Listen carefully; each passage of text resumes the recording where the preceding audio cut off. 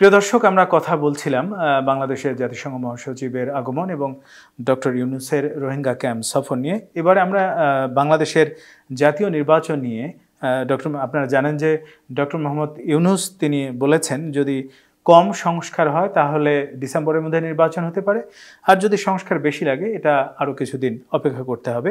তো এই বিষয়টা নিয়ে আমি আপনার জানতে চাচ্ছি যে আসলে বাংলাদেশের নির্বাচন কোন পথে, যেহেতু ডক্টর ইউনূস একটা খসড়া টাইমলাইন হলেও দিলেন, যে এই বিষয়টা আপনি কিভাবে মনে করছেন?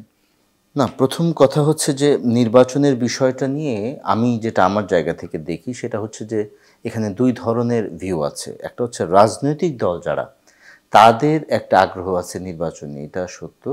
কিন্তু আপনি যদি সাধারণ মানুষ বা জনগণের কথা যদি চিন্তা করেন তাহলে কিন্তু আসলে নির্বাচন নিয়ে খুব কি আগ্রহ আছে কিনা এটা নিয়ে আলাদা একটা অ্যাসেসমেন্ট করা যায়। যেমন আমি যদি বলি, আমাদের যে অভ্যুত্থানটা হলো জুলাই আগস্টে, যে অভ্যুত্থান, সেখানে যে দাবি দাওয়াগুলো ছিল, ইনক্লুডিং আমরা যে দেয়ালিকা বা গ্রাফিতিগুলো দেখেছি, সেখানে কিন্তু নির্বাচনের কথা আমাদের সেভাবে চোখে পড়েনি। তার মানে হচ্ছে যে এই প্রজন্ম যে খুব নির্বাচনটাকে প্রায়োরিটি দিয়েছে এরকম বলা যাবে না। কিন্তু সেই পরিস্থিতি পার হওয়ার পরে যখন একটি ইন্টারিম গভর্নমেন্ট নিয়েছে, তখন বাস্তবিক কারণেই একটা প্রশ্ন এসছে যে কতদিনই অনির্বাচিত বা অন্তর্বর্তীকালীন সরকারটা কতদিন ক্ষমতায় থাকবে, এবং অবিলম্বে বিশেষ করে দলগুলো বলছে যে কোনো একটা সংকট তৈরি হলে, কোনো একটা আইনশৃঙ্খলা পরিস্থিতির অবনতি অথবা কোনো একটা দাবি দেওয়া নিয়ে আন্দোলন হলেই তারা বলছেন যে এটার একমাত্র সমাধান হচ্ছে নির্বাচন এবং নির্বাচিত সরকার। বিষয়টা হচ্ছে জনগণের জায়গা থেকে পারসেপশনটা ওরকম হয় না কেন? আমাদের নির্বাচিত সরকারের আমলের অভিজ্ঞতা তো খুব সুখকর নয়। মানে ধরেন এই যে এখন কোনো তথাকথিত নির্বাচিত সরকার নেই, আর একটা সময় যে আমরা তথাকথিত নির্বাচিত সরকার ছিল, তাতে সাধারণ জনগণের জীবনে আহামরি কী বা পরিবর্তন হয়েছে? এটা একটা মৌলিক প্রশ্ন। এই কারণেই হয়তো এই দুই জায়গাতে একটু পার্থক্য আছে। কিন্তু যদি আমরা নির্বাচনের জায়গাতে চিন্তা করি তাহলে প্রতিটা দলই, আমরা যে প্রথম মিটিংগুলো কথা যদি দেখি, যে অন্তর্বর্তীকালীন সরকারের প্রধান ডক্টর ইউনূসের সাথে তাদের যে মতবিনিময়গুলো হয়েছে, এখন তারা সেখান থেকে সরে আসলে সেটা অন্য আলাপ। কিন্তু প্রথম দিকে যে প্রোগ্রামগুলো হয়েছে সেখানে কিন্তু তারা এই সরকারকে সমর্থন দিয়েছেন, এবং তারা কিন্তু সংস্কারকে তারা সবাই রিকগনাইজ করেছেন, এন্ডোর্স করেছেন। কিন্তু সংস্কারের প্রক্রিয়াটা এটা তো খুব সহজ হওয়ার কথা নয়। স্বাভাবিকভাবেই যেহেতু বিগত 15.5 বছর একটা দলের এককেন্দ্রিক এবং একদলীয় একটি শাসন ব্যবস্থা ছিল, ফলে প্রশাসনের প্রতিটা স্তরে সরকারের, আগের সরকারের বা আগের যে দলীয় সরকার তাদের অনুগত লোকেরাই বসা থাকবে, এটাই স্বাভাবিক। এই অবস্থায় আপনি একটা সংস্কার কিভাবে করবেন? যদি না করেন তাহলে যে নির্বাচন হবে সেই নির্বাচনটা আসলে কোনো সুষ্ঠু, নিরপেক্ষ বা অবাধ নির্বাচন হবে এটা আশা করা যায় না। সুতরাং একটা সংস্কার হতে হবে।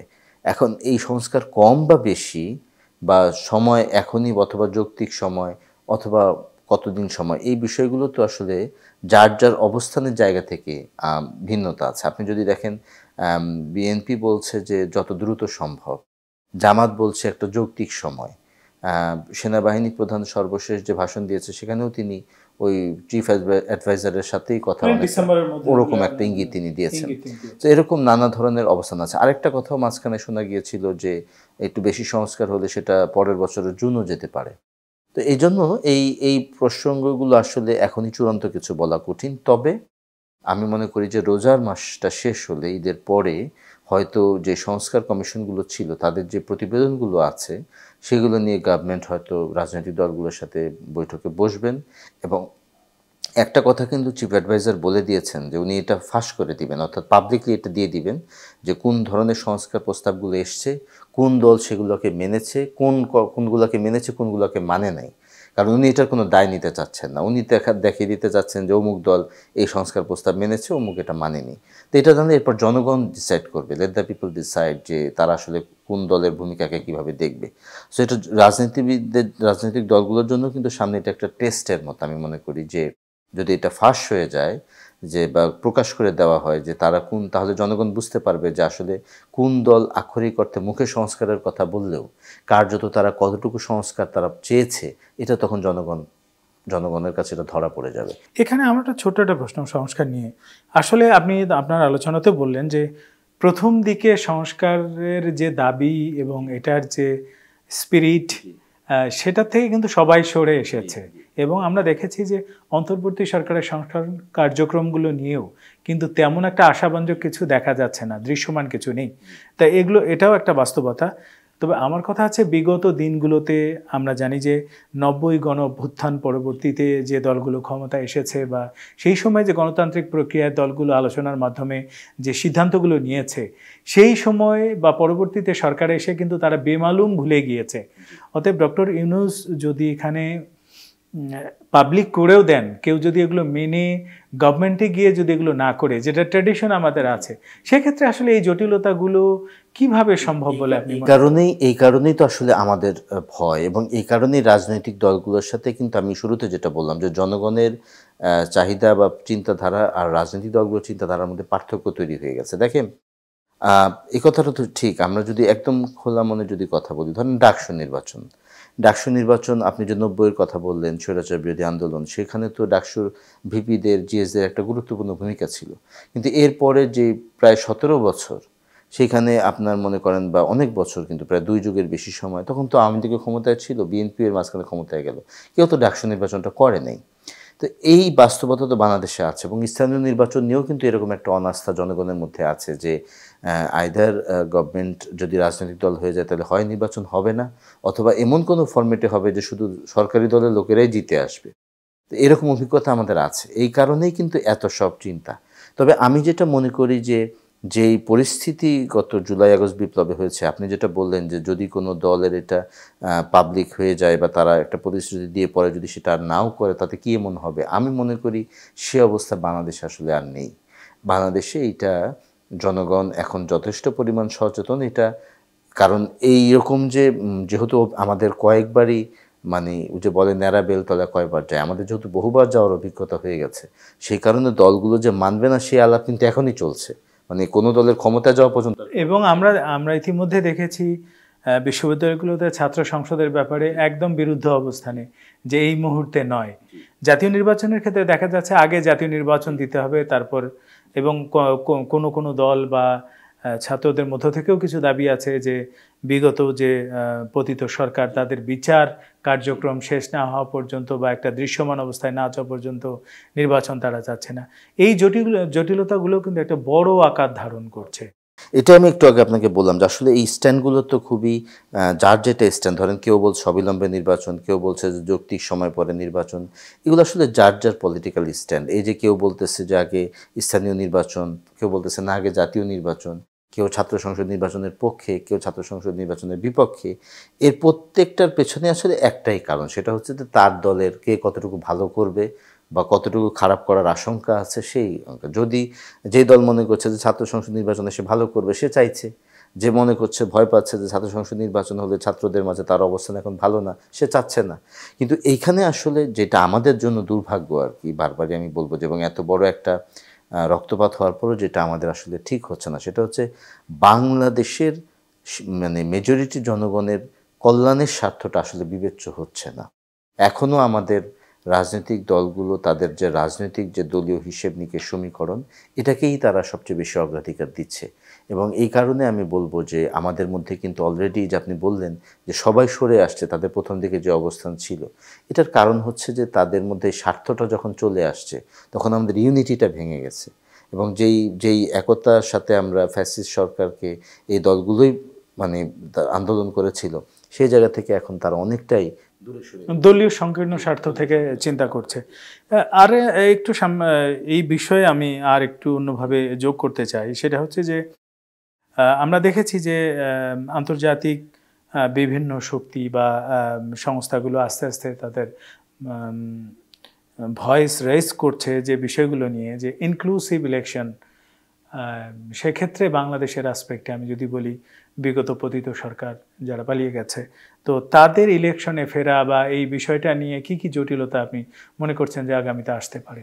একটা তো হচ্ছে যে বাংলাদেশের যারা আন্দোলনটা করেছে ছাত্র জনতা, তাদের যে অবস্থা সেটা হচ্ছে তারা একদম জিরো টলারেন্স নীতিতে আছে অ্যাবাউট আওয়ামী লীগকে তারা এক চুলো ছাড় দিতে রাজি নয়। আপনি সর্বশেষ গত মাসের শেষ দিকে যে নতুন পার্টিটা হলো জাতীয় নাগরিক পার্টি, এনসিপি, এই পার্টির কিন্তু একদম বেসিক বক্তব্যই হচ্ছে আওয়ামী লীগকে নিষিদ্ধ করা। এবং এখনও যে জুলাই অভ্যুত্থানের উপরে বেস করে আরও যে এই সমস্ত প্ল্যাটফর্মগুলো তৈরি হয়েছে, তাদেরও মূল দাবি কিন্তু আওয়ামী লীগকে নিষিদ্ধ করা। কিন্তু কনভেনশনাল যে দলগুলো আছে, যেগুলো আমরা মেইন স্ট্রিম দল বলি বা এতদিন ধরে যেগুলো দল কার্যক্রম করে আসছে, যে দলগুলো, সেই দলগুলো এই ব্যাপারে খুব স্পষ্ট কথা বলছে না। আমি বিএনপি নেতার সালাউদ্দিন সাহেবের বক্তব্য শুনলাম, তিনি বলছেন যে এটা জনগণ সিদ্ধান্ত নিবে যে আওয়ামী লীগের পরিণতি কী হবে, বা তারা মির্জা ফখরুল সাহেব একই কথা বলেছিলেন যে রাজনৈতিক দল হয়ে আরেকটা রাজনৈতিক দলকে তারা নিষিদ্ধ করতে পারবে না, এটা জনগণে করবে। কিন্তু আমার প্রশ্ন হচ্ছে জনগণের প্রসেসটা কিভাবে এক্সিকিউশনে আসবে। তো এইটা আমার মনে হচ্ছে যে এখানেও তাদের নিজস্ব কিছু ক্যালকুলেশন আছে। এবং আপনি তো এটা সোশ্যাল মিডিয়ার কল্যাণে দেখছেন যে আসলে পতিত স্বৈরাচারের যে সহযোগী, তাদের সাথে এইসব রাজনৈতিক দলগুলোর অনেকেরই অনেক ছবি বিভিন্ন ওকেশনে কিন্তু এগুলো এখন প্রচার হচ্ছে, সামনে চলে আসছে। এইগুলোও কিন্তু জনগণের মধ্যে একটা অনাস্থা তৈরি করছে। আমি মনে করি রাজনৈতিক দল, বিশেষ করে ফ্যাসিবাদ বিরোধী যে রাজনৈতিক দলগুলো আছে, তাদের বেশি গুরুত্ব দেওয়া উচিত এই নির্বাচনের থেকে, সেটা হচ্ছে জনগণের আস্থা কীভাবে আমরা গেইন করতে পারি। কিন্তু আনফর্চুনেটলি তারা যে সমস্ত কাজ করছে বা কথা বলছে বা যেগুলো আস্তে আস্তে সোশ্যাল মিডিয়াতে ডিসক্লোজ হচ্ছে, তাতে আমি মনে করি জনগণ তাদের ব্যাপারে আরও বেশি কনফিউজ হয়ে যাচ্ছে যে আসলে তাদের ভেতরে কী, তাদের মুখে কী। এবং এই কারণেই তাদের যে নির্বাচনের যে প্রক্রিয়া বা প্রস্তাবনা বা চিন্তাভাবনা, সেগুলো হয়তো সামনে জনগণ সেভাবে রিসিভ করবে বলে আমার মনে হচ্ছে না।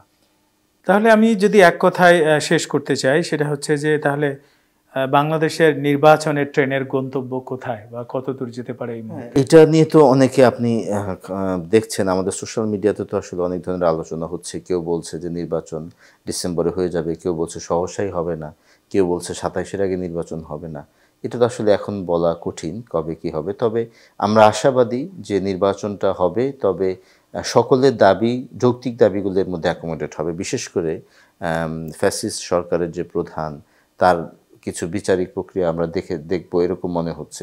এরকমটা যদি হয়, তারপরে অন্যান্য দলগুলো সবাই মিলে যদি একতাবদ্ধ একটা প্ল্যাটফর্ম করবে, এরকম যদি হয় এবং নির্বাচন ইনক্লুসিভ হবে, সেইখানে যদি নতুন কিছু করা যেতে পারে, যেমন একটা হতে পারে যে প্রবাসী যে বাংলাদেশে যে প্রায় কোটির উপরে যে আমাদের যে প্রবাসী আছেন, তাদেরকে ভোট দেওয়ার একটা সুযোগ তৈরি করে দেওয়া যেতে পারে। এরকম আরও কিছু চিন্তা তো আপনি জানেন যে এনসিপি বলেছে সেকেন্ড রিপাবলিকের কথা, বা গণপরিষদ, উচ্চকক্ষ নিম্নকক্ষ, অনেকগুলো আলোচনা আসছে। এবং তারা গণপরিষদ নির্বাচনটা আগে দাবি করেছে যে একই সাথে সম্ভব কিনা, এবং এই বিষয়গুলো বিষয় আছে। তো এই বিষয়গুলো অন্য দল আবার নিতে চাচ্ছে না, বিএনপি এগুলোর ব্যাপারে আগ্রহী নয়। এবং সালাউদ্দিন সাহেব এটা স্পষ্ট করে বলেছেন যে গণপরিষদ নির্বাচনের পক্ষে কোনো জাতীয় ঐক্যমত হবে না, ওনারা অনেকটা স্পষ্ট করেছেন। ঐক্যর তো দায় আসলে একইভাবে কেউ নিতে পারে না, কিন্তু ওনার এই ভাষায় বলেন। তা আমি মনে করি যে ভাষার ক্ষেত্রেও অভ্যুত্থান পরবর্তী সময় আমাদের পরিবর্তন আসা দরকার। সে যাই হোক, মূল কথা হচ্ছে যে নির্বাচন আমরা চাই যে একটা সঠিক সময়, যৌক্তিক সময় হোক, এবং সেই নির্বাচনটা যেন সমাজের গ্রহণযোগ্য সবগুলো মহল যেন অংশগ্রহণ করতে পারে।